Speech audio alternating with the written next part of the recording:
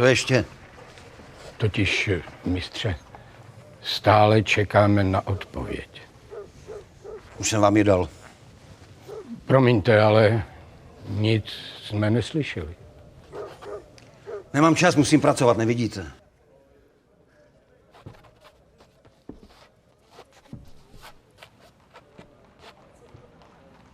Maluje sám sebe.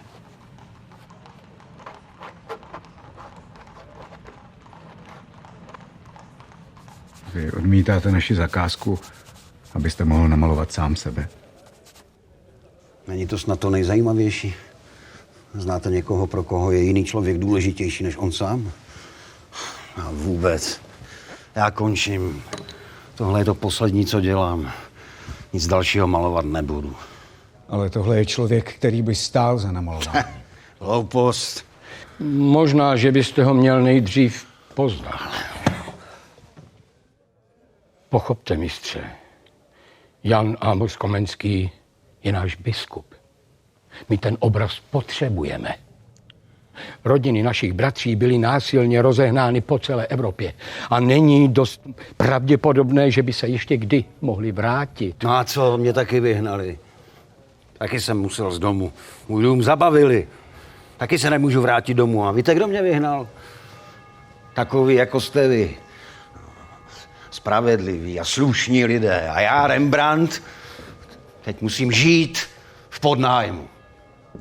Víte, jen díky Komenskému se jednota bratrská už dávno nerozpadla.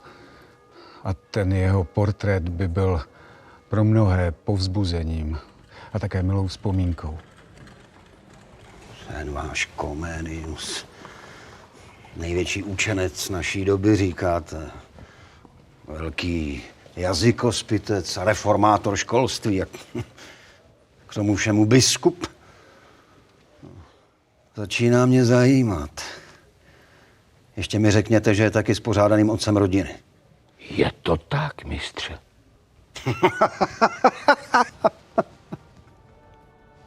Beru! Ale nemyslete si, takových já už jsem viděl, stáli tady přede mnou. Preláti a nadutí církevníčci. Ale ten váš Comenius,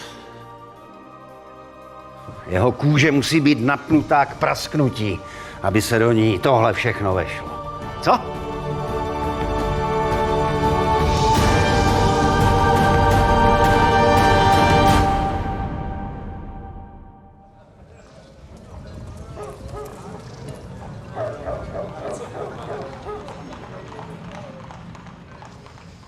Na tak věhlasného biskupa máte dost obnošené šaty.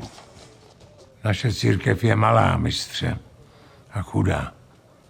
A to se biskup tak malé a chudé církve jenom náhodou usadil v jednom z nejbohatších měst světa? Jsem tady v Amsterdamu na pozvání. To váš mecenáš musí být hodně štědrý. Slyšel jsem, že vašima rukama proteklo dost peněz. No, nehněvejte se. Lidi peníze zajímají. Když jde o prachy, hledat, co se neutají. Máme různé mecenáše. Jsou to muži víry, ale také osvícenci, filantropové.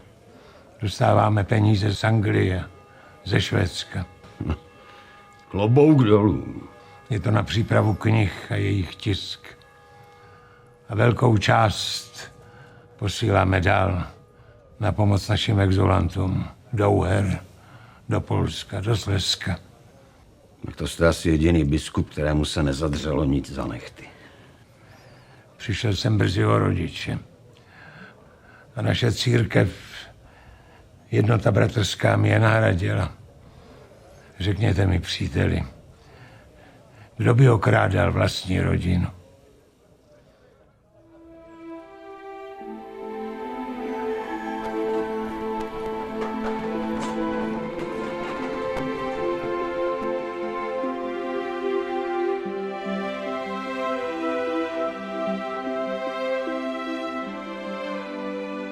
Nějakou dobu jsem žil u strýce a tety ve Strážnici. Nic nenasvědčovalo tomu, že by další roky mého života mělo po smrti rodičů ještě cokoliv nepříjemného narušit.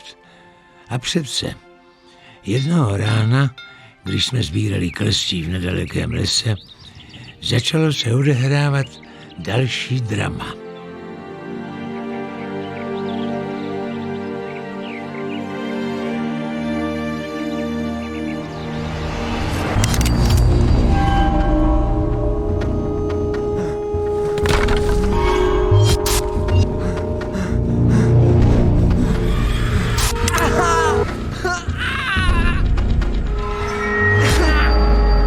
Nevidím! Já nic nevidím!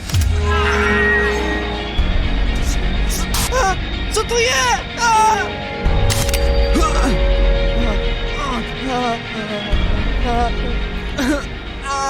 Mikuláši! Mikuláši! Tak Mikuláši, co se děje? Kluci, rychle, pojďte sem! Počkajovci! Prober se! Počkajovci! Jsou tady! Budou zabíjet! Se zbláznil nebo co? Říkal bočkajovci? Blíží se k městu! Co když je to varování? Boží varování. Musím to říct lidem!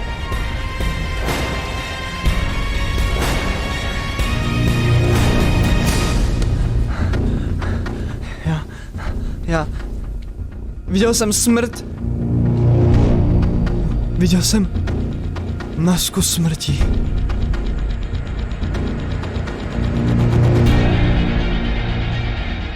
Uvěřil jsem Mikulášovu zvláštnímu vidění a běžel jsem do strážnice jako o život.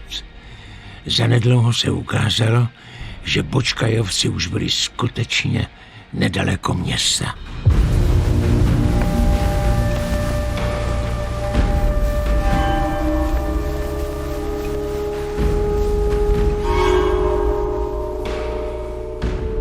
Bočkajovci? Štěpán Bočkaj byl kníže ze sousedního Sedmihradska.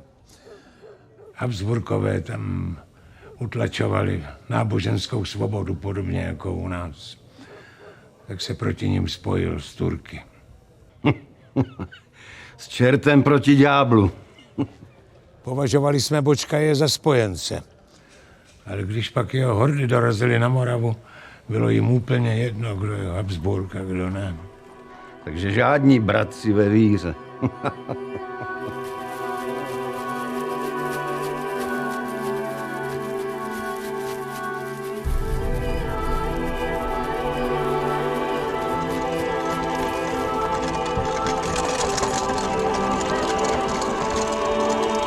Utíkejte! Uteďte! Slyšíte? Bočkajovci!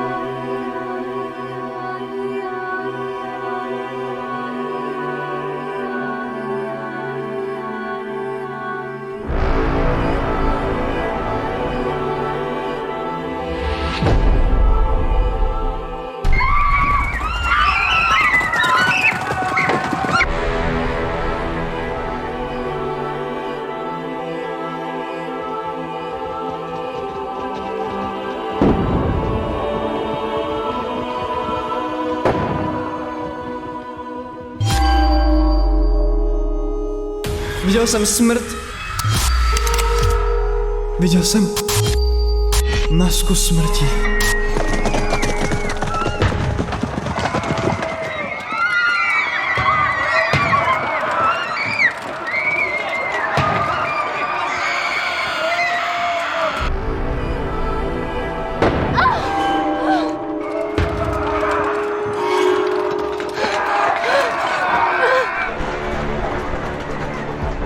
Jste biskup, to, Bočkajovci jdou. Co to povídáš? Ale to je přece Bětka. Utíkejte k lesu.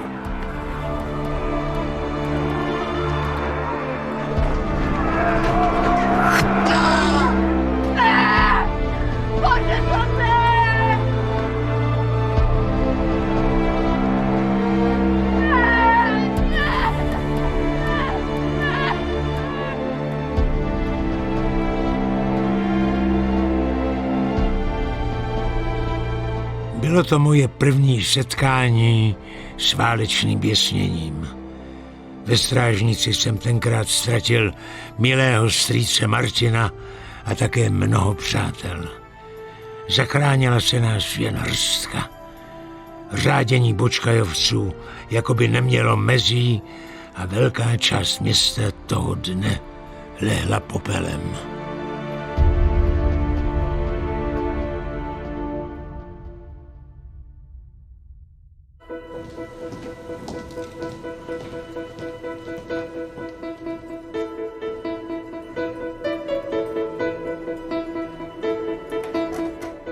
Jak dlouho vám bude trvat to malování? Totiž mám hodně práce. Doufám, že to půjde rychle, už to chci mít z krku.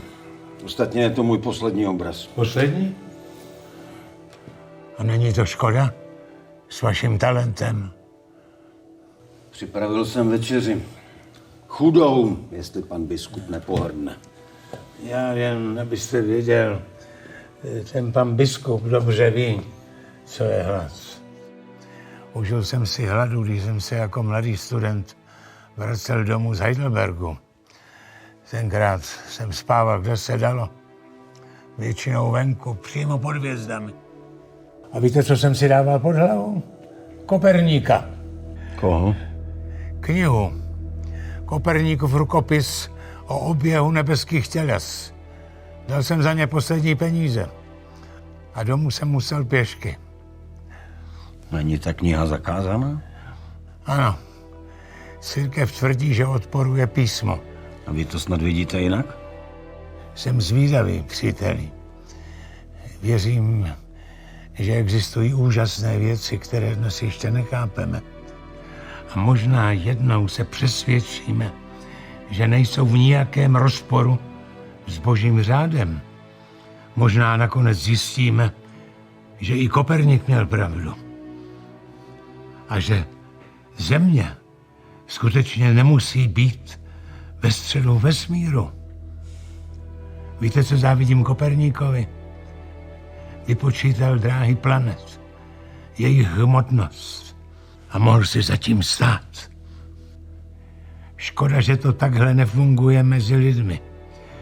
Celý život jsem počítal, že dohlédnou dál. Přepočítal jsem se. Většinou byli slepí.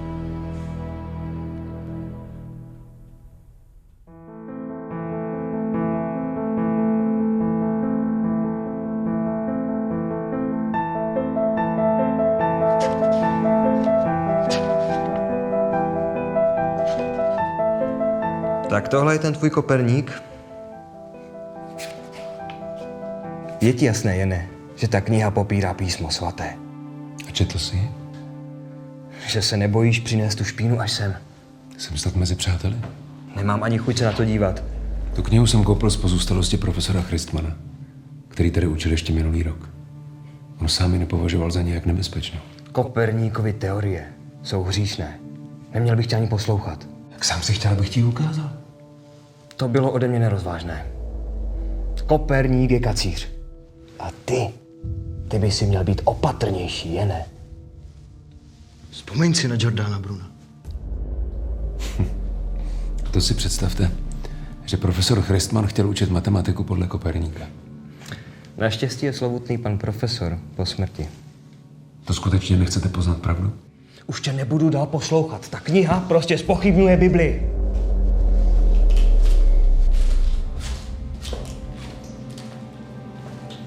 Jak to víte?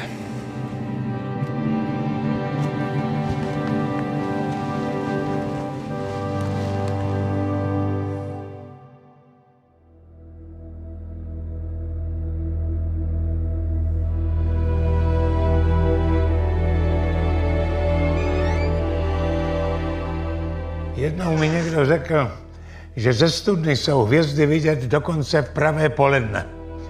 Zdálo se mi to neuvěřitelné.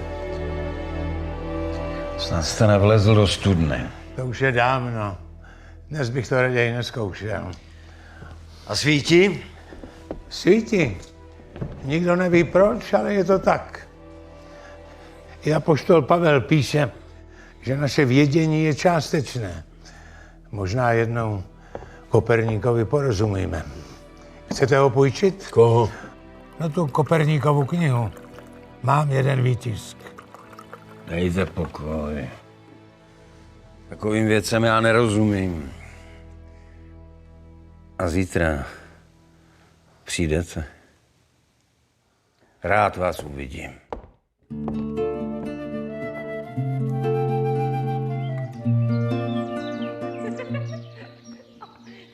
Už mi věříš, Magdalenko? Je to krása. Nebe plné hvězd a za bílého dne.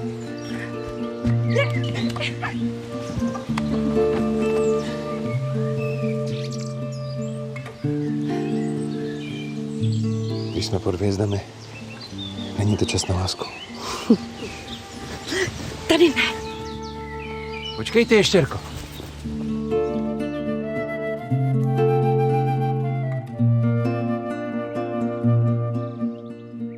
Ty jsi krásná. Jsi jako anděl. Tiše. Ať nezbudíme malého. A co ten druhý? Ještě není nic vidět. Buď trpělivý. Brzy se dočkáš.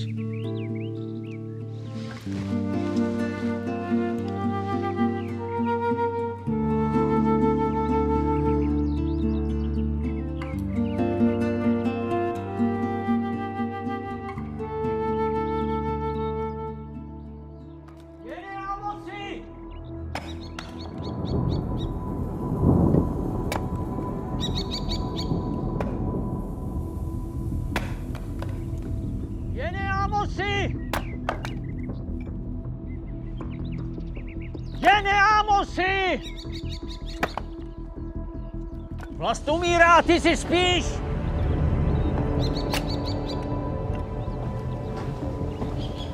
Kdo je tam? Můj strážný anděl.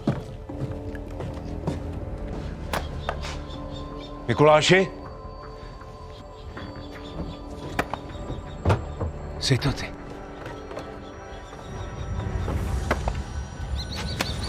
Probuď se, kdož spíš. Jde o život, příteli. Byl jsem tam. Všechno jsem viděl. Kde jsi byl? Na Staroměstském rynku v Praze. Všechny popravili. Všechny vůdce povstání popravili. A nakonec i ty, kdo s tím neměli mnoho společného. 27 jich bylo.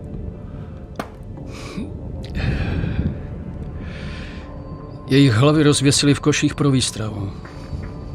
To není možné. Hlavy těch velkých mužů padaly k zemi jedna za druhou.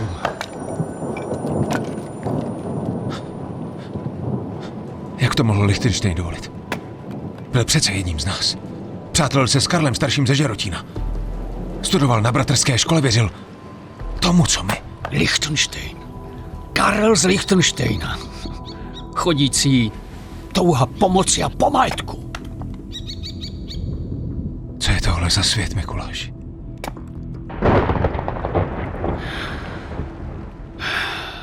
Lichtensteinský?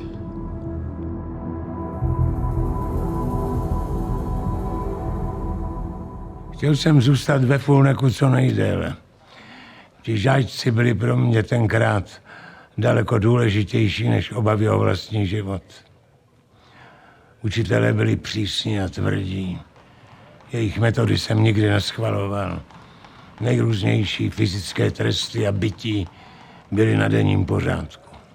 Uvědomil jsem si, že pokud chci změnit způsoby výuky, musím přijít s něčím zcela jiným.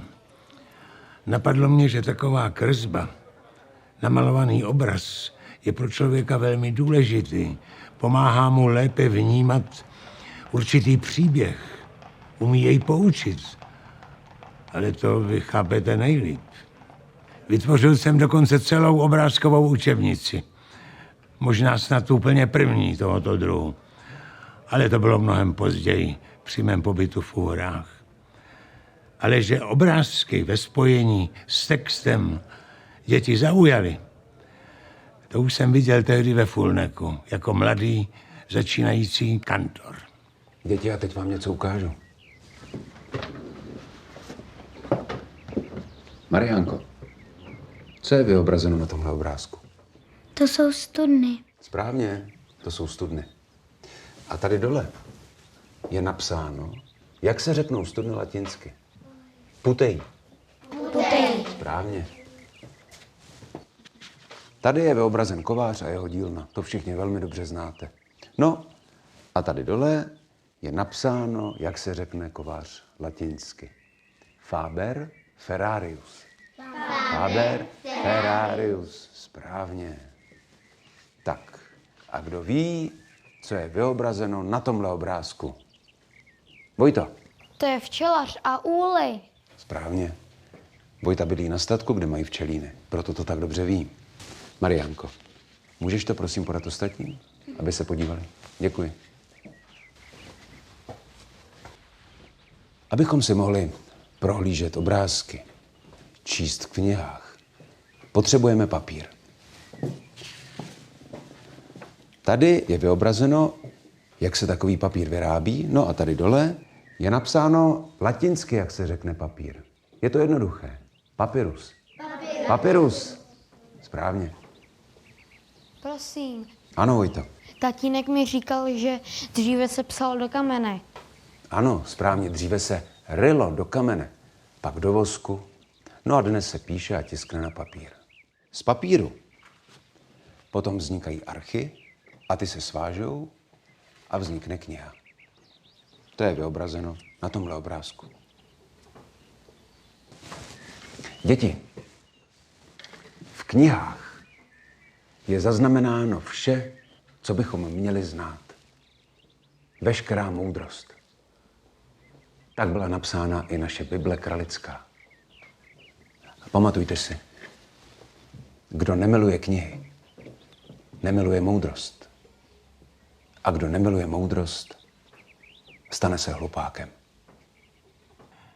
Tenkrát jsem si nedovedl a ani nechtěl představit, že bych mohl s Fulnekou odejít. Viděl jsem, jak je pro děti nový způsob vyučování přitažlivý, jak rychle si osvojují novou látku. Ale nebylo mi souzeno ve Fulneku zůstat. Musíš zmizet, jen zmizet! Měl jsem děsivá vidění. Mikuláši. Čím dřív, tím líp! Proboha, věř mi. Věř mi.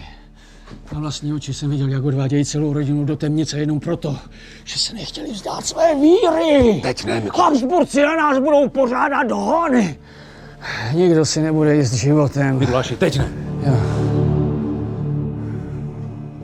Budou nás pálit, plétat dokola, pálit, věšet po stromech, čtvrtit, zapálí naše domy, všechno nám vezmou, jsme pro ně míň než dobytek jeden, jsme pro ně míň než mrva.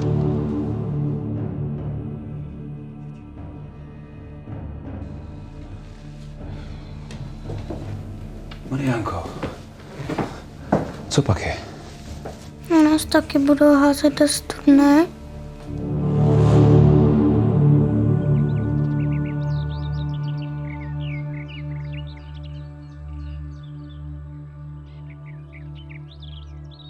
Říkám jen, že byste měli odejít. Je to náš domov, kmotře. Proč bychom ho měli opouštět? Protože se vám něco zdálo? Zapomínáš, že ne? Zapomínáš, na Bočkajovce si zapomněl. Nebo to byl taky jenom sen? Víš, Magdalenko, Mikuláš mívá vidění, která se naplní. Byl jsem u toho. Takže se máme zbalit. Vzít malýho a utíkat. Opustit všechno krásné, co tady máme. Jen kvůli nějakému vidění, které se možná ani nenaplní. Vidění, nevidění. Kdo si vítal především v Olomouci Friedricha Falckého, největšího nepřítele Habsburků? Nebyl si to náhodou ty, Jene? Já vím, zapomněli jste. Věřte mi, že oni ne.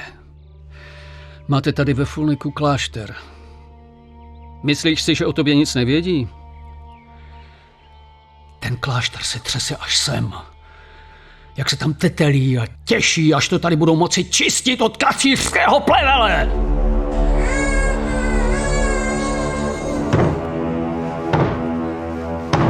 Sedm 20 jich bylo!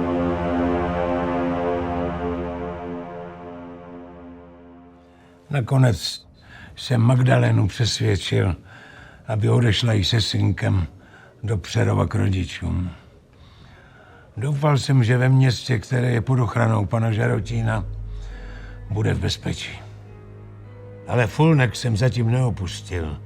Stále bylo ještě mnoho lidí, kteří chtěli a nebáli se naslouchat kázáním z úst bratrského kazatele. A když to nebylo možné v budovách, scházeli jsme se v krámu přírody.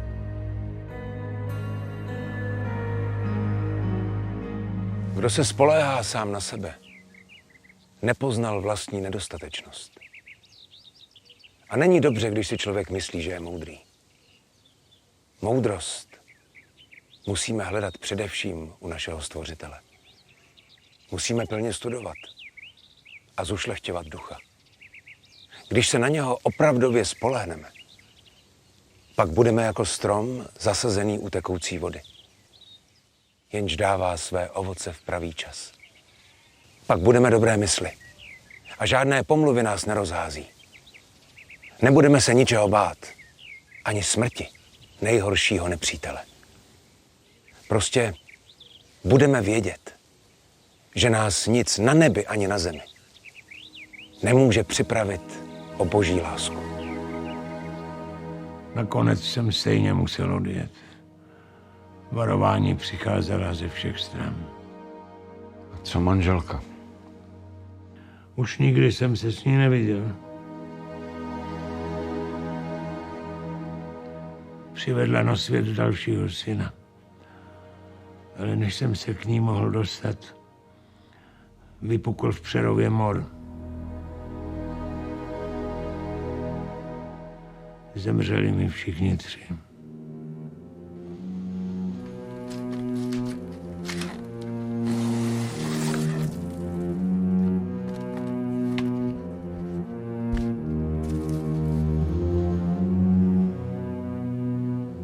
Tohle je Saskia.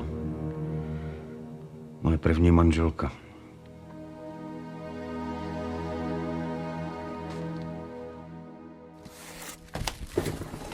Lidi si myslí, že všemu rozumějí. Že si všecko dokážou představit. Když jim třeba někdo odejde, umře. Ale pochopit to může jenom ten, kdo to doopravdy zažil.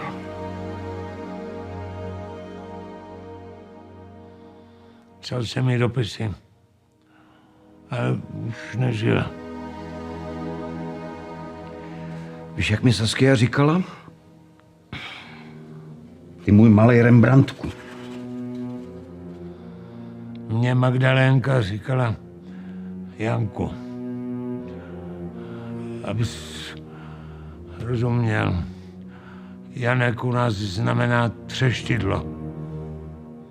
Blázínek.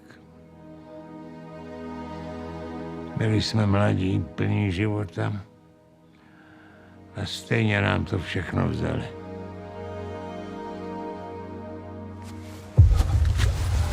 Půl druhého léta jsme v bídách strávili a konce nevidíme.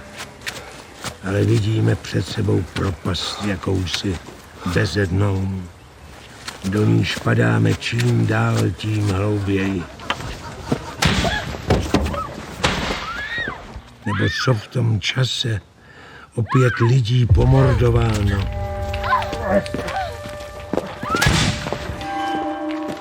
Co pozajímáno, co hladem, morem, zimou, nahotou, hořem a žalostí, strachem a děšením omřelo.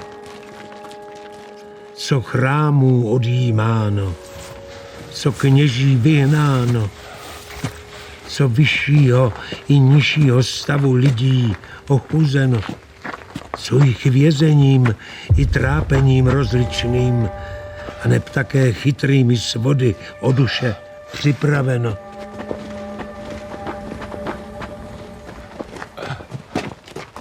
A není na tom světě k vzpomožení naděje žádné.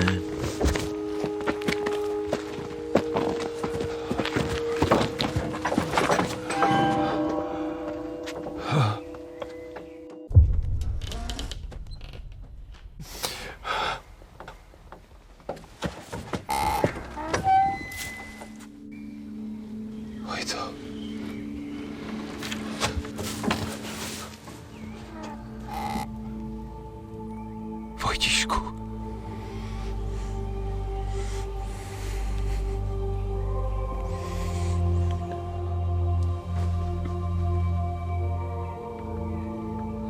Navrať se k nám, ó Bože, kterýž si nás zavrhl, a uděl nám pomoci před nepřáteli, nebo nemáme v kom jiném doufati.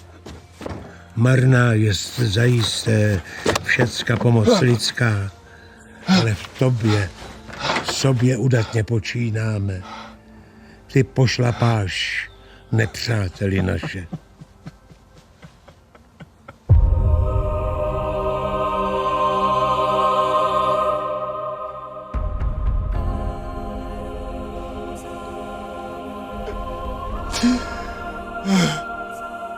Ani nevím, jak jsem tu cestu mohl přežít.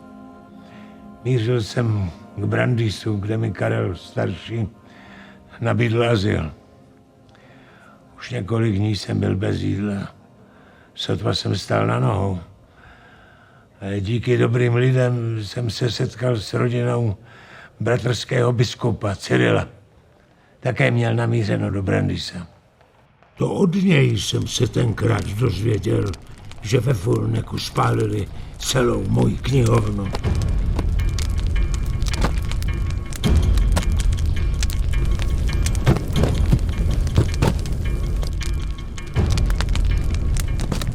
Dovolili jste, aby hřích zachvátil celý Fulnek. A nyní vaše nevinné děti vyčistí to hnízdo kacířů.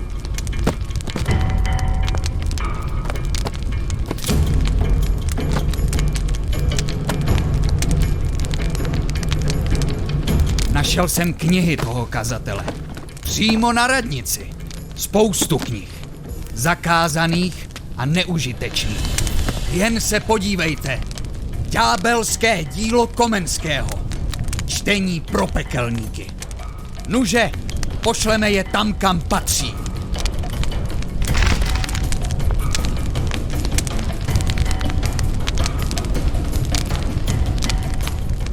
Pamatujte si, kdo nemiluje knihy, nemiluje moudrost.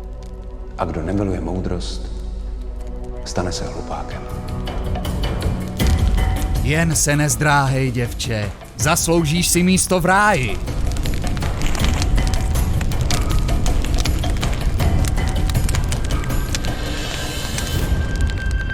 Jene! Jene! Co se děje, bratře Cyril? Musíme odjet. Hned. Ve městě je císařské vojsko. A já se obávám, že už o nás asi vědí.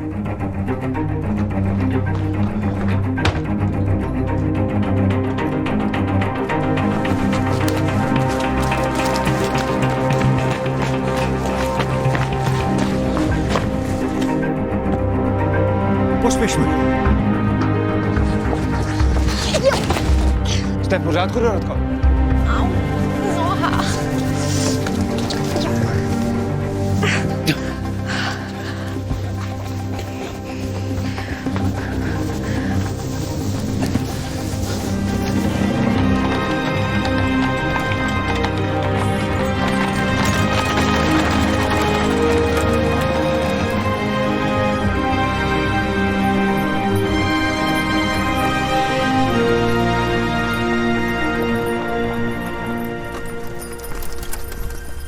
Bolí vás to, Dorotko? Ne, už je to lepší.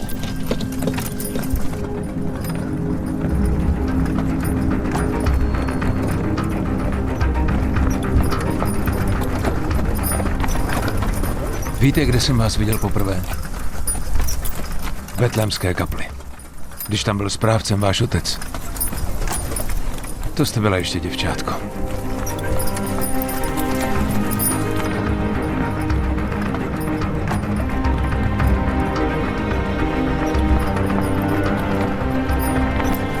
Zastavil jsem se v Praze cestou ze studií.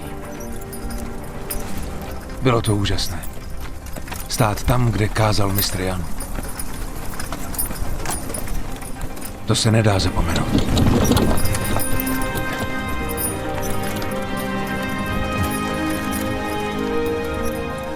Tak Dorotka Cyrilova.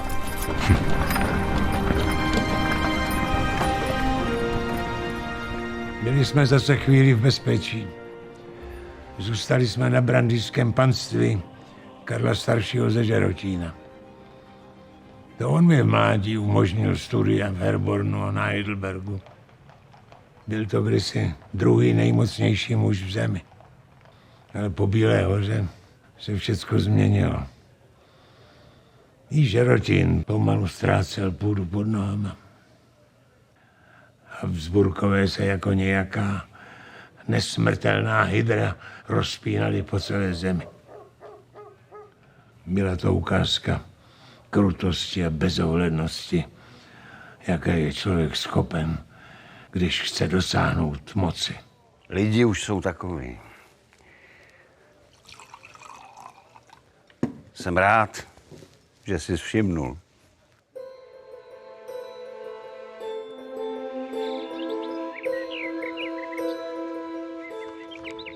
Tady jste. Myslela jsem si, že jste jiný.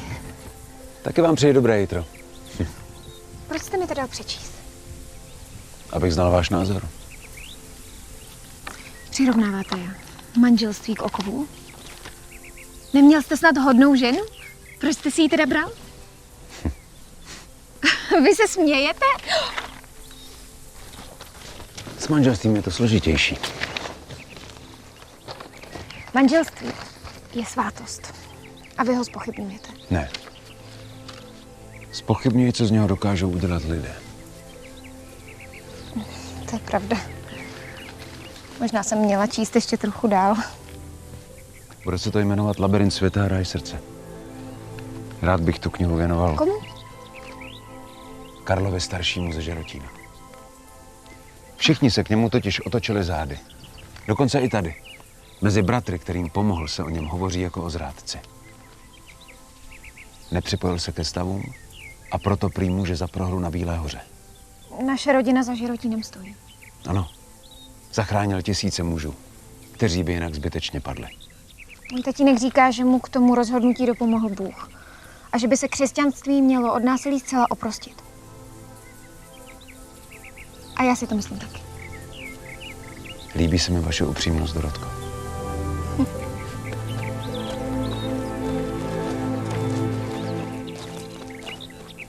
Co bylo dál? Bylo jen otázkou času, kdy pro nás už i Brandýs nebude bezpečný. No, ale to mě teď nějak Byl moc... jsem vyslán do Lešna, žila tam první vlna našich exulantů. Měl jsem zjistit, jestli nás Poláci přijmou. No potom Karel starší... Promiň, příteli, ale mě teď Karel starší opravdu nezajímá. No co chceš teda slyšet? No co? Dostal jsi ji? Koho? No tu divošku, co po louce rozhazovala tvoje spisy. Takže tebe zaujala Dorotka Cyrilová.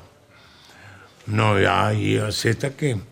Z nějakého pro mě nepochopitelného důvodu. Ale ty prostě chceš slyšet, že byla svatba. Ovšem, že byla. Tak, a je to venku. To musela být nádherná ženská, co? V té době jsem navštívil proroka Kotera. Představ si, že předpověděl pád Habsburku. A to jsme právě všichni potřebovali slyšet. Mě ale zajímá ta tvoje Dorotka. Dorotka, je to tak těžké pochopit? Asi ti to připadne směšné, ale mnozí se Koterovým proroctvím vysmívali. Ale brzy na to se jeho slova začala naplňovat. To, když na severní Moravu vtrhlo vojsko protikatolické jednoty a navíc přicházela další proroctví. Jedno děvče, Kristýna Poniatovská se jmenovala. Taková mladinká byla. Mladinká, říkáš? No a co s ní bylo? Církev Boží bude vyvedena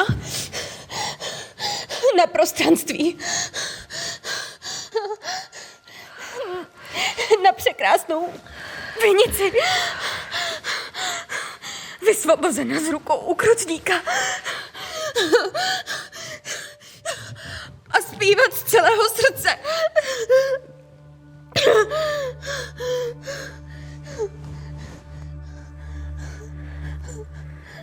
Víc už neřekne. Je příliš vyčerpaná. To, co jsem slyšel, mi stačilo. Já jsem přesvědčený, že šlo o prorocké vidění. Jenže doktoři jsou jiného názoru, pane Komenie. Kristýna je prý bláznivá. Proč jste pro mě poslala? Jste hluboce zbožný muž. A zároveň zabýváte se i vědou. Ono to všechno začalo už na podzim. Když se na obloze objevila ta padající hvězda. Kristýnu to rozrušilo. Byla jako smyslu zbavená. Křičela, že je to boží znamení. Od té doby měla mnoho zvláštních vizí, ale až včera. Včera? Prý měla zvlášť silné zjevení. Jde o to, že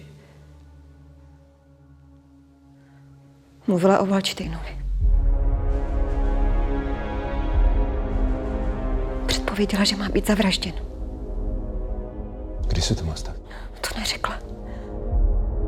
Ale prý, jestli se Valdštejn nebude kát ze svých hříchů, brzy zemře. Bylo to neslíkané. Taková zpráva. Valdštejn v té době patřil možná k nejmocnějším mužům Evropy. Snad si ty holce nevěřil.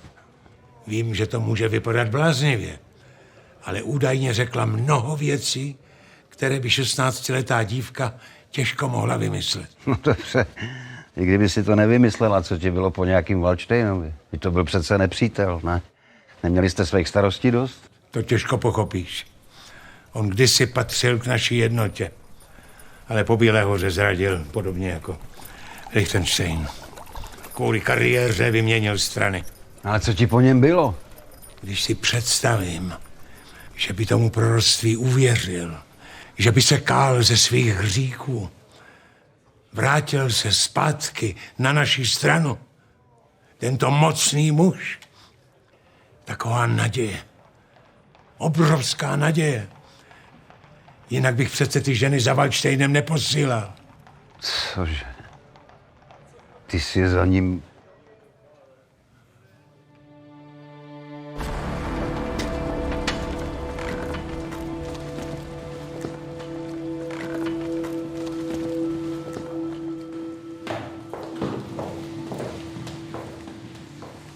Kde to jsme?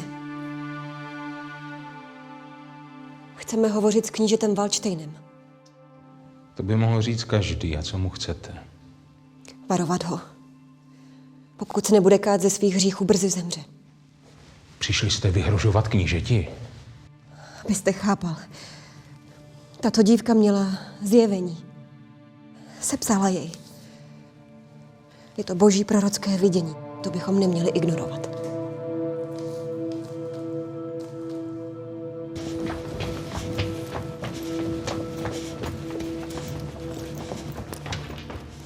Já to vidím spíš tak, že ústy té nebohé dívky promlouval samotný ďábel. Pan Albrecht se nemá z čeho kát. Je to věrný sluha církve a vytrvalý v boji proti jejím nepřátelům, proti odpadlíkům svaté církve, proti ďáblovým pomáčům a čarodějnicím. Říkám vám znovu, že tady... Nemusíte to stále opakovat. Děti mají své fantazie. My už si zjistíme, co to je. Máme osvědčené metody. Co se tu děje? Slyšela jsem, že hraběnka Zárubová hledala mého manžela. Ano, výsosti. Tyhle ženy s ním chtěli hovořit. Tak jste je odvedl do vězení? Totiž nechal jsem je zadržet. Mám podezření, že jsou posedlé ďáblem. Zbláznil jste se?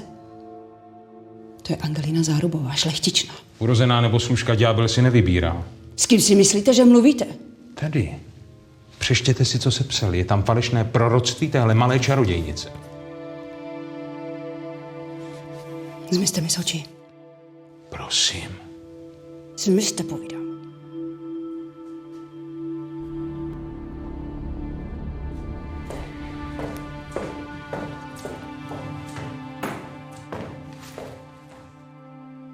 Ale pan z Valdštejna by měl vědět, co mu hrozí. Dozví se to. Můžete se spolehnout. Přiznám se, že takovýmhle proroctvím moc nevěřím. Viděla jsem jeho skrvavený šál a probodnuté srdce. Nechci se s vámi přijít. Můžete být rádi, že to skončilo takhle. Že jsem přišla včas.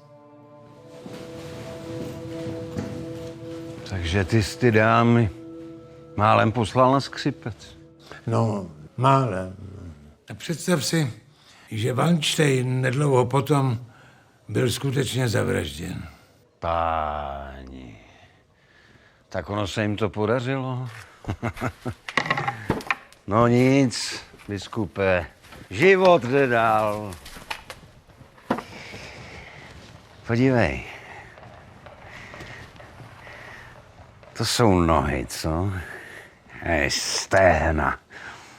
To je Henrikie, moje druhá žena. Neříkám manželka, nikdy jsme se nevzali, ale miloval jsem ji. Abys nevěřil, kolik lidí tenhle obraz vidělo. Zajímalo mě, co na to řekneš, když jsi ten biskup. A dozvím se konečně něco o té tvý dorodce? Byla to oddaná a laskavá žena. Dala mi 4 děti. Věnoval jsem jí každou volnou chvilku. Ale přiznávám, že jich nebylo moc. Opět jsme museli utíkat. Tentokrát jsme však opouštěli rodnou zem. Zamířili jsme do Polska, kde se naším novým domovem stalo Lešno. Zvolili mě tam zástupcem rektora na Lešenském bratrském gymnáziu. No a protože nebyly učebnice, nezbývalo mi, než je napsat. Byl jsem v jednom kole. Tehdy jsem vydal Bránu jazyků. Začal jsem se však vážně zabývat i pansofii. Moje touha po vše nápravě mi nedávala klidu.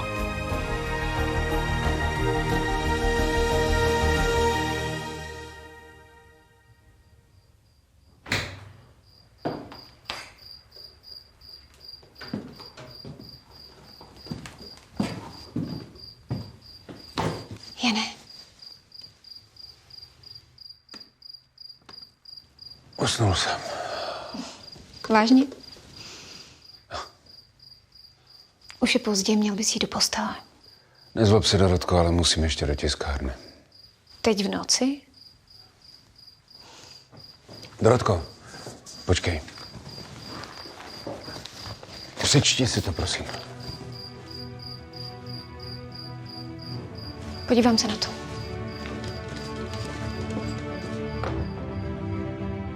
Tiskárnu nechal do Lešna přivést Karel starší ze Žerotína.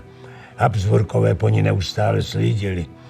A proto se také u žádného spisu neuvádělo místo vydání.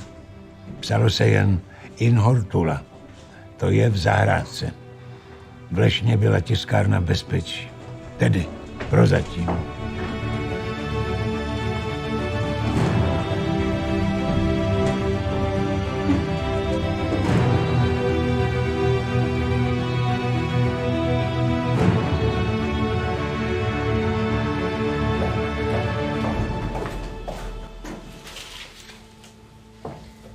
Myslela jsem si, že to budeš až do rána.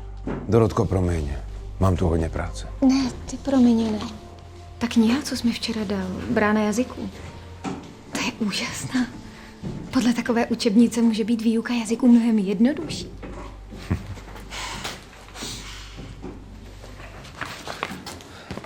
Pozvání do Anglie od Samuela Hartliba. Chce, abych reformoval jejich školství a pracoval tam na Pan Sofii. Otvírá se tím cesta k naplnění mého snu. Že se všichni učenci spojí, dají dohromady veškeré vědění a změní svět k lepšímu. Dorotko, můžeme změnit svět.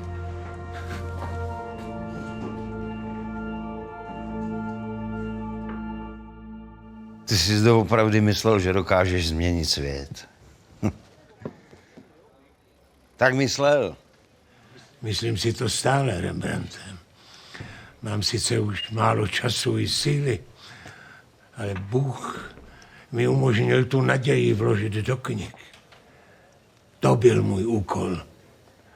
A věřím, že to půjde. Knihy neumírají. A lidé snad ještě nejsou ztraceni. A nikdo není zvědavý na moralizování. Slyšíš? Opilí námořníci. Byli dlouho na moři a teď si chtějí užít. S děvkama. A nezaslouží si to snad. Možná bys měl jít tam dolů a kázat jim ty svoje mravnosti. Ne, lidi se nechtějí měnit. Ani já se nechci změnit a s chutí bych rozflákal hubu všem těm neřádům, který mě připravili o dům. Ne, já nebudu nikomu nastavovat svoji druhou tvář. Ty si hrej na obětního beránka, biskupe, když seš takovej blázen. Tví odpůrci na to jen čekají. Ještě oškubou a oholí a je jim úplně jedno, že se třeseš hladem a zimou. Tady stály fronty lidí a prosili mě, abych je maloval.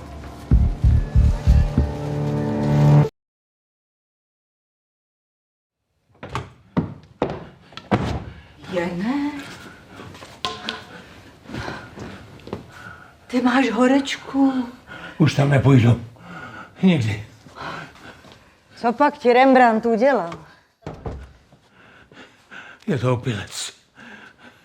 Hrubý a neotesanec. A provokatér. Víš přece, že měl těžký život. 3 děti mu zemřely hned při narození. 3. Jediné se dožilo dospělého věku, syn. A i toho už pochoval. Ty jsi to nevěděl.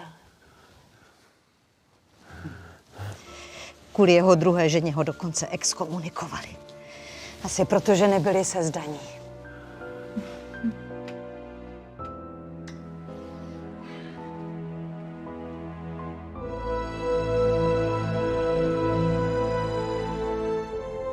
Už za chvíli se setkáte s královnou. Její výsost souhlasí, že napíšete učebnice a pomůžete s reformou švédského školství. Já se postarám o vás a vaši rodinu. Musíte mít klid na práci. Pořád tomu nerozumím, pane Dechere. Jste přece zbrojař. Jistě. Vyrobím a prodám Švédům tolik kanónů, že náklady na vaši rodinu budou ve srovnání s tím mizivé. Vy a vaše dílo Koménie, to je můj dar pro Švédsko. A já hodlám být štědrý. Hodně štědrý. Vyrábíte zbraně a chcete reformovat školství? A proč ne? Vzdělané lidstvo přece nebude chtít válčit. Promiňte, to bude nejspíš ta vaše Pan Sofie, vidíte, slyšel jsem. Náprava celého světa jednou provždy. No to je hodně naivní představa.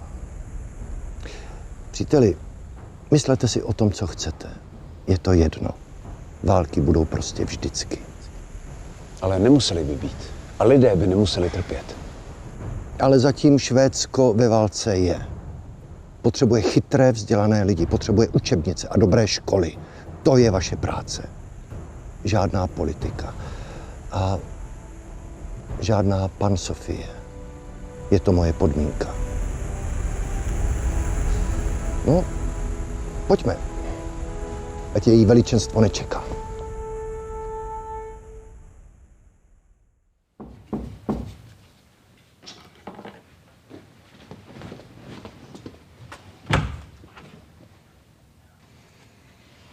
Dobrý den.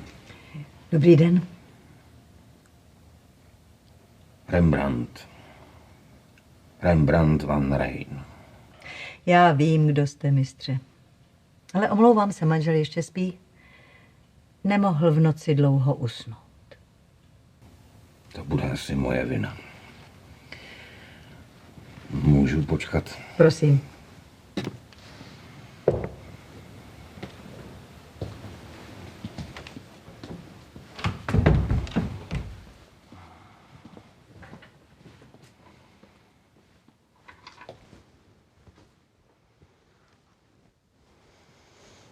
Tohle napsal? Mhm. Můžu?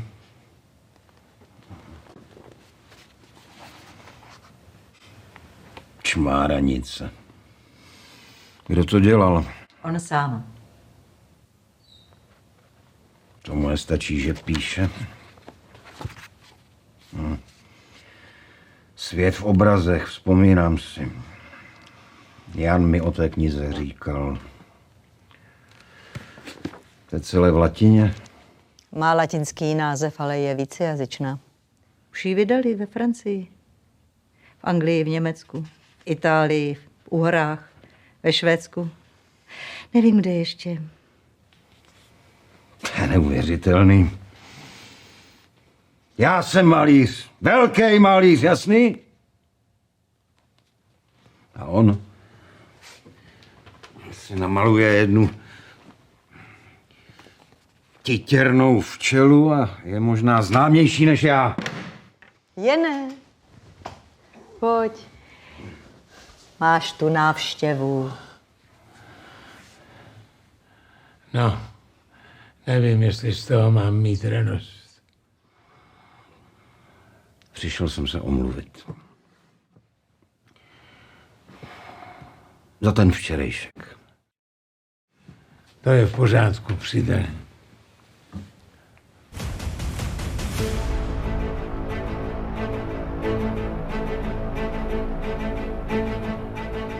Stává se z vás světoběžník, mistře koménie. A jak bylo v Anglii? Co prosím?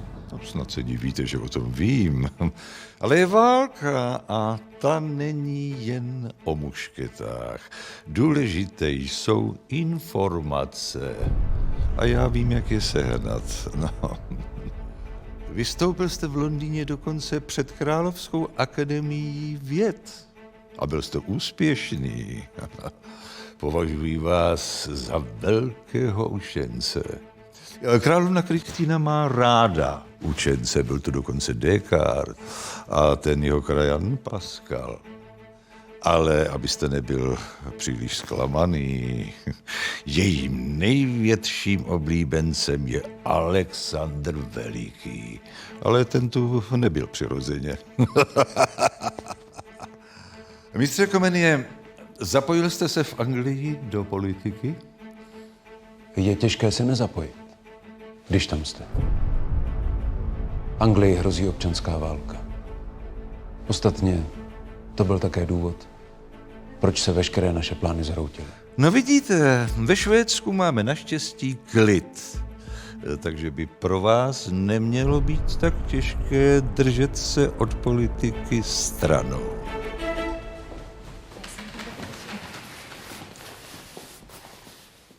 Veličenstvo. Chystám se na lov. Víte, můj otec si přál, aby mě vychovávali jako korunního prince, takže jezdím na koni, šermuji a taky umím docela dobře střílet. Vidím, že vás to překvapuje. Asi byste raději, jak jen to řekl Luther, aby žena byla pole a muž rolník, který ho obdělává? Tak to vás musím zklamat. Ale nebojte, mám ráda také umění. Prosím. Děkuji, veličenstvo. Hraju šachy, učím se cizí jazyky. Německy mluvím po matce, ale umím i francouzsky. Ráda bych u nás zřídila akademii, jakou založil kardinál Richelieu. Víte o tom něco? Ano. Nabízel mi místo profesora. Ale rozhodl jsem se pro Švédsko. To je dobře. Především je důležité začít od základu. Máme v úmyslu zreformovat celé školství. Vy nám prý napíšete učebnice. Což je skvělé, protože já jsem se latinsky naučila právě z té vaší. Brány jazyků. Skutečně výjimečná kniha. Děkuji, veličenstvo. A co ten váš císař, Rudolf II. Vážně byl takový sběratel, jak se o něm říkalo? Ano, veličenstvo. Byl to velký milovník umění. Jeho sbírky jsou skutečně úchvatné. Výborně. Snad bude příležitost je vidět. Tak do práce. Bylo mi potěšením, mistře Koménie. Veličenstvo. Pracoval jsem pro Švédy, jak nejrychleji to šlo. Napsal jsem pro ně nejnovější metodu jazyku. A když se schylovalo ke konci války, při každé příležitosti jsem je zapřísahal, aby nezapomněli na Čechy při mírových jednáních. Slíbil mi to i kancléř Oxenstierna a dokonce samotná královna.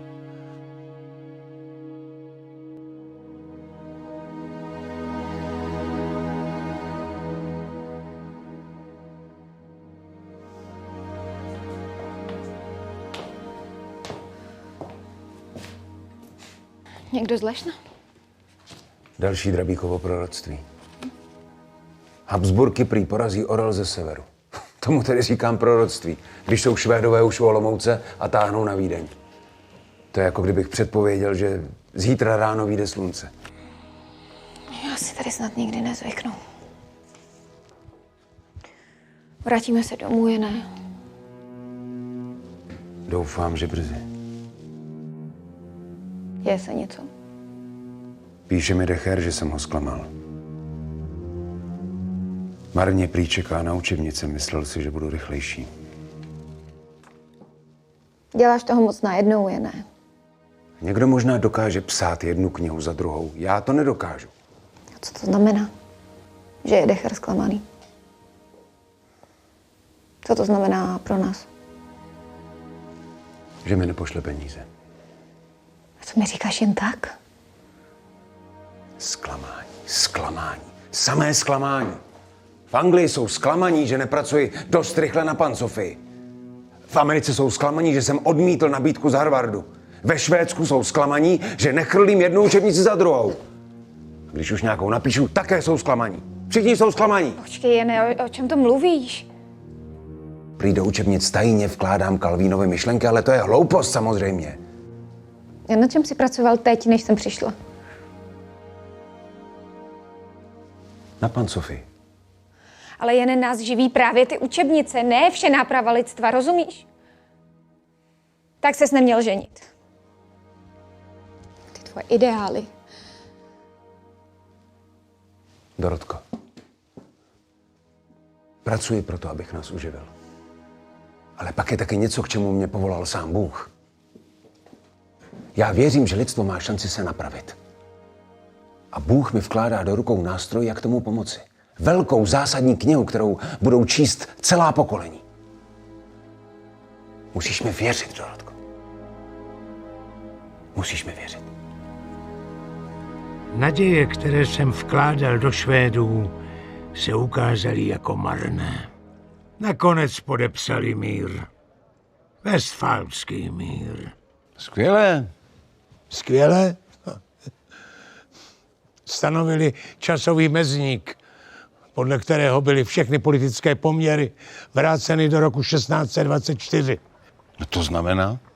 Že se všechno vrátilo do doby, kdy už jsme byli vyhnanci. Kdy nám Habsburkové všechno skonfiskovali a připravili nás o vlast. Znamená to, že se už nikdy nevrátíme domů. Chápeš to? I kdybychom žili 100 let. Decher mě přestal podporovat a tak jsme se vrátili do Lešna.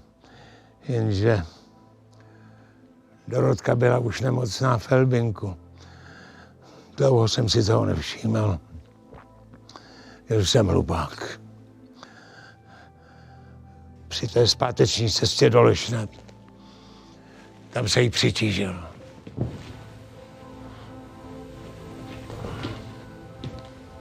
Zemřela mi v náručí. Předešla mě Rembrandte.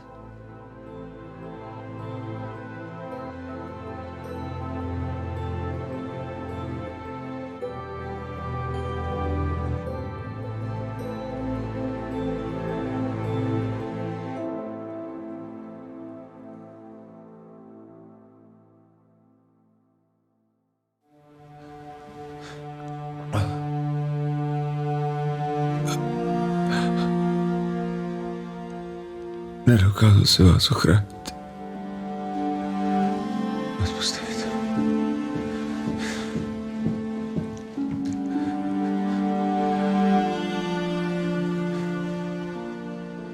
Teď nesmíte umřít, jen. Děti vás potřebují.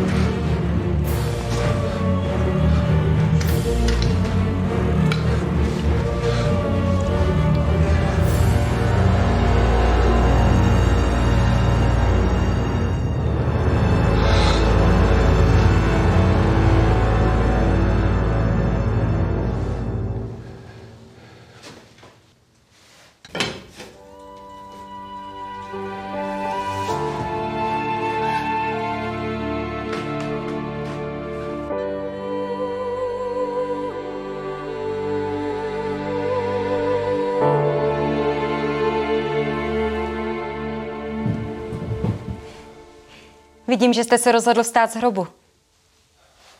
Tohle je od dětí.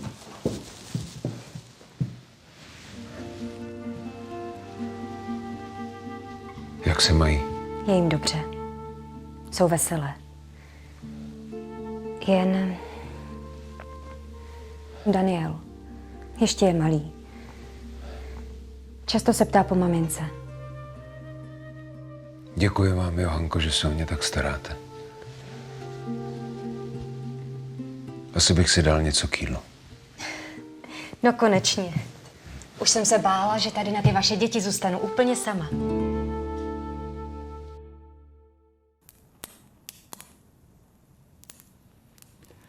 Oba jsme zažili velké ztráty, příteli. Ale ty se díváš na svět úplně jinak než já. Já si myslel, že na návrat do vlasti máme plné právo. Že Bůh musí být na naší straně. Že se musí dívat podobně jako my.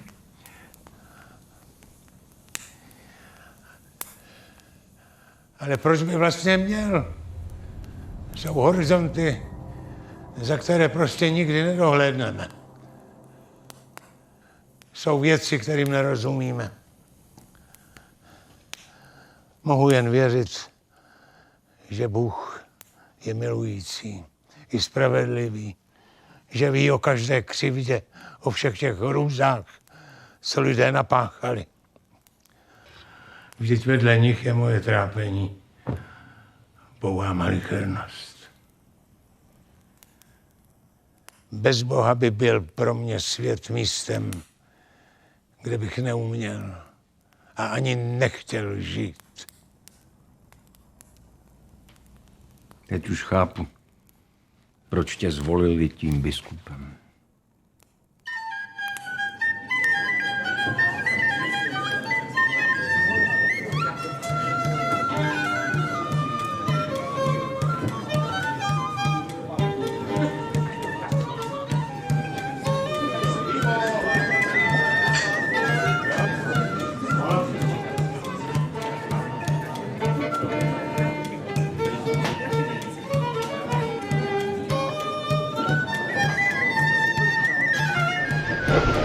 To je odvaha. Projet půlku Moravy sám, až do Horních Úher. Mikuláši, nejsem sám. To je Petr Figolus, můj zeď. Na knížecím Dvoře Rákociho se tě už nemohou dočkat. Jak víš, že tam jedu? Pořád zapomínáš jen. Víš, jak mi tady říkají? Moravský Nostradamus. Jsem prorok a ty... Ty zapomínáš. Věděl jsem, že přijedeš. Kdo jiný by mohl vzkřísit jiskru svatého boje? Viděl jsem velké věci. Bohem vyvolaný kníže Zikmund Rákóczi porazí Antikrista. To on porazí ty habsburské prokletce. Snad si nemyslíš, že budu v Uhrách nabádat k válce. To je šílenství, Mikuláši. Stačí jen naznačit. Nebudou se vzpírat, oni jsou jen nástrojem, a kdo by se chtěl postavit Bohu. Ty jim jen zřejmě proroctví. Mám tam jiné poslání, Mikuláši. Reformovat jejich školství. Předkládám ti vůli samotného Boha! Těžko se mi přijímá boží vůle otopilého kněze.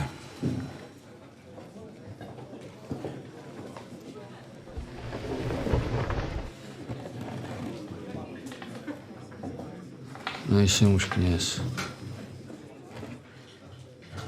Kněžství mě zbavili. Nechtějí poslouchat slovo Pánovo. Vezmi si to a přemýšlej. Ale neotálej, nikdy už nebude lepší příležitost. Habsburkové jsou vysílení dlouhou válku. Stačí je dorazit. Sedmihradsko je mocné. Drabík byl opilý. Už mě jeho způsoby obtěžovaly. Bylo bláhové si myslet, že přinutíme Sedmihradsko k válce z Habsburky, i když jsem si to toužebně přál. Zikmund Rákóczi a jeho matka kněžna Loranfy byli velmi vzdělaní a chtěli to dopřát i ostatním. Jenže nebyly učebnice, nebyli učitelé, a tak jsem byl pořád v jednom kole. A co ti Habsburkové? Kníže chápal, že je třeba proti ním vystoupit, ale vyhlásit válku, k tomu se odhodlat nedokázal. Mikuláš Drabík, ten se dokonce vloudil až ke knížeti, jenže nakonec všechno vyústilo v katastrofu. Nemůžete se protivit boží vůli, jestli nemáte dost vojáků. Dejte přiložit Bibli do turečtiny a obrátím celé to mohamedánské vojsko na křesťanství. Ale střeste se mnou poslechnout. Nic není hroznějšího než boží trest! Bylo to od Drabíka troufalé. Poprvé, co jsem viděl knížete nazlobeného. Samozřejmě, že Zikmund proti Habsburkům nikdy nevytáhl.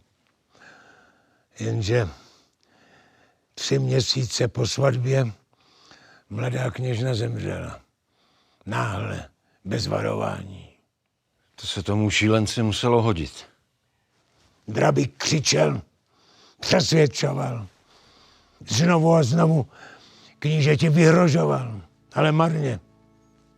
3 měsíce po smrti manželky se nakazil i Zikmund a zemřel i on. Děsivé.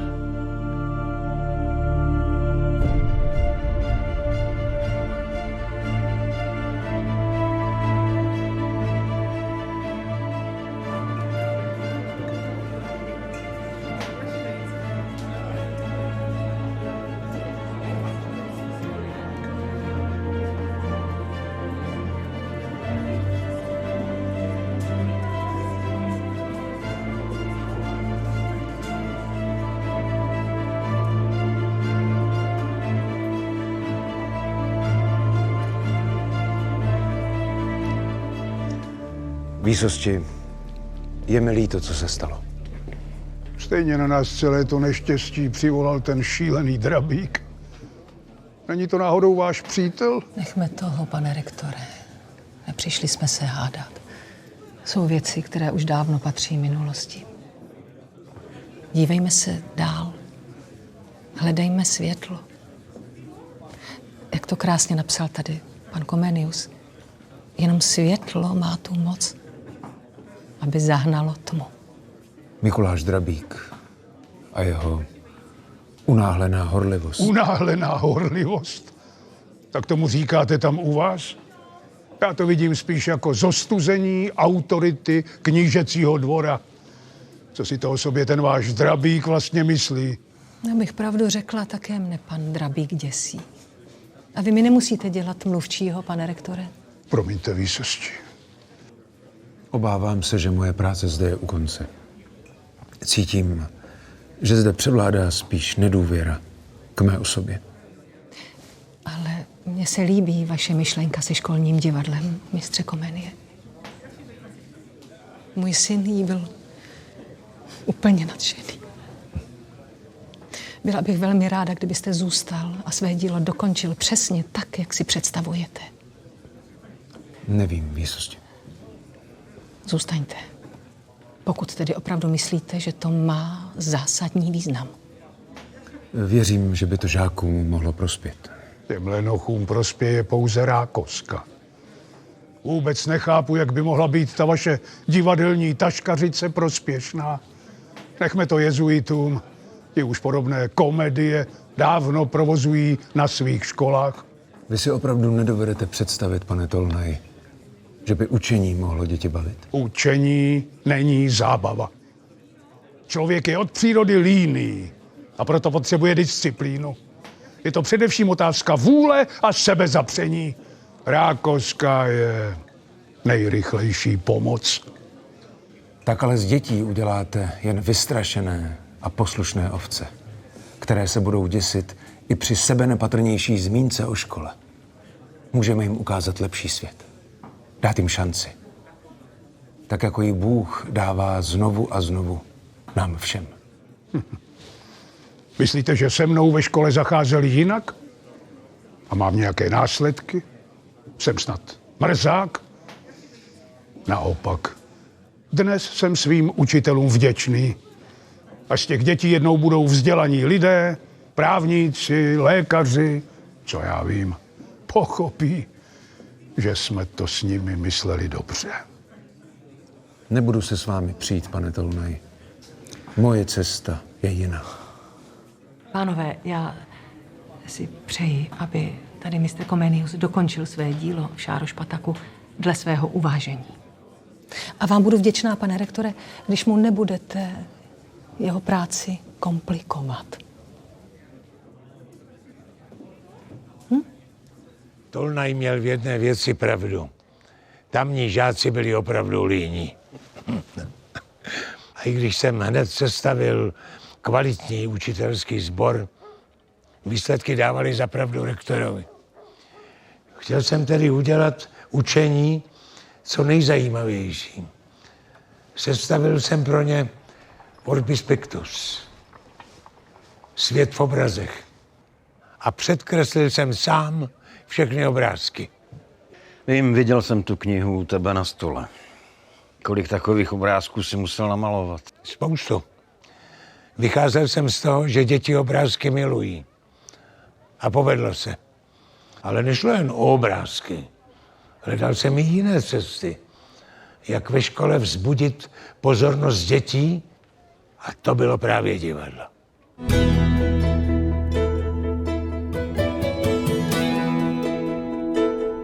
Otázek mám 6. První. Co je svět? Svět je země, také nebe, slunce, spousty hvězd. Prostě vesmír, nebo mundus, jak říká latina. Také kosmos nazývá se, což krásný znamená. Otázku mám druhou. Proč krásný tento je? Bůh stvořil svět jak divadlo, moudře a nádherně.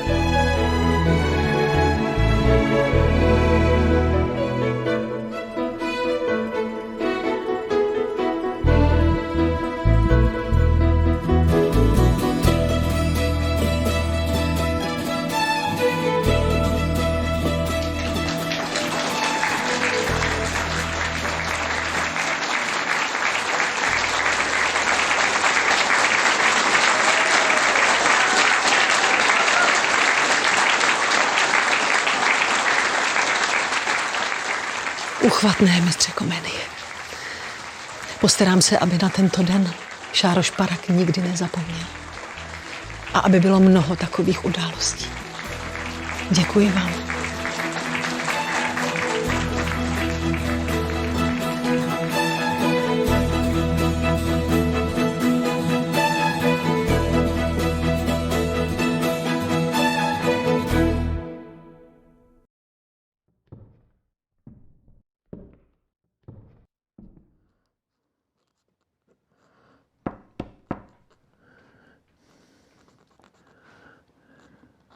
Kdo píše?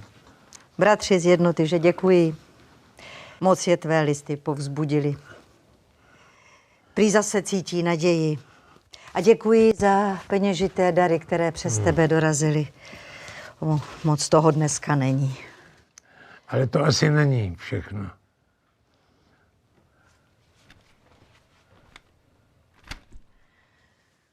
Drabík. Proč máte všichni s Mikulášem takový problém? Proč ho nemáš ty, Jene? To si celá léta říkám. Kromě tebe neznám druhého člověka, který by se s tím podivínem dokázal spřátelit. Ano, Johanko. Také jsem v jeho proroctvích často cítil touhu po pomstě, vlastním obohacení. Ale nemohu pominout, co pro mě jeho slova tenkrát znamenala. Častěji opilý než střízlivý. Když mu bratři přišli domluvit, tak je vyhnal s klackem v ruce. Jenomže právě ti počestní, kteří Drabíka tak odsoudili. Nikdo z nich neměl tolik kuráže a vůle k hlásání změn. A přitom tisíce lidí nadšeně hltalo jeho vize o úpadu Habsburků. Ale kolik těch předpovědí se doopravdy uskutečnilo? Málo.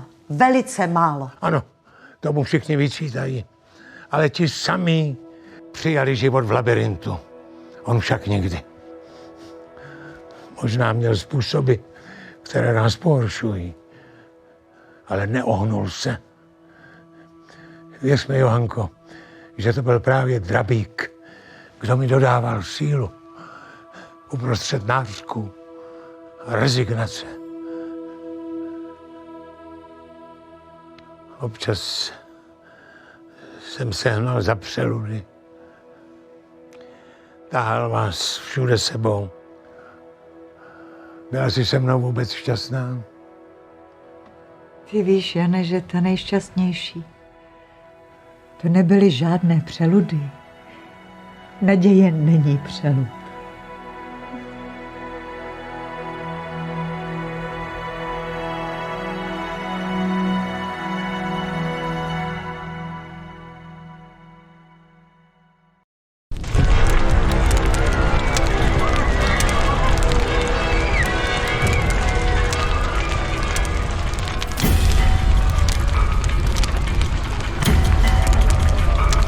Musíme jít, jinak se odtud nedostaneme. Měli jsme odejít už dávno. Pořád si to jenom odkládal. Kdo mohl tušit, že se Lešno zapálí sami Poláci? Záleží ti na knihách víc než na dětech.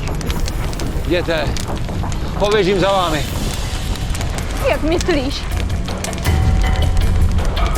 40 let mojí práce. Moje knihy.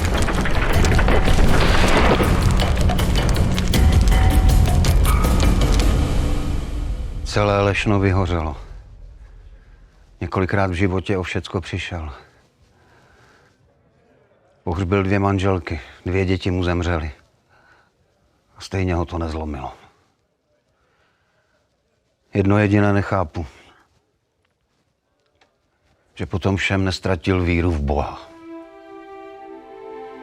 Neříkejte mi, že mu chybí velkolepost. Že z něj nic nevyzařuje. Čekali jsme něco jiného, mistře. Co?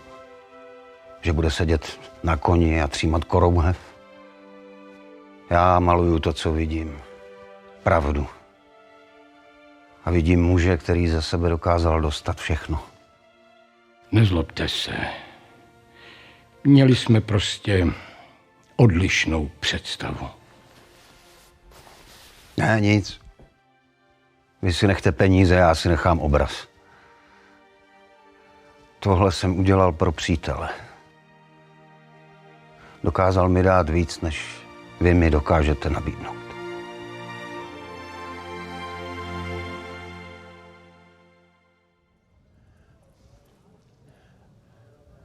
Nebudeš dnes malovat? Jsem hotový, Jane. Cože? Ty jsi už ten portrét dokončil? Popravdě byl hotový už posledně. A proč mi to neřekl hned?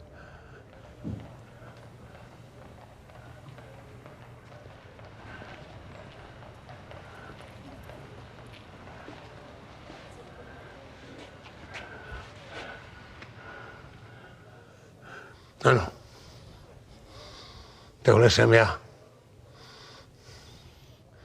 Obávám se, že bratry tímhle obrazem moc nepotěšíš. Už tu byli. Proč si ho neodvezli? Ať si nechají svoje peníze. Tohle jsem namaloval pro tebe, Jane. Nechám ti ho poslat. Jsi vzácný člověk. Mistře Rembrandta. Bůh tě obdařil velkým srdcem a obrovským talentem.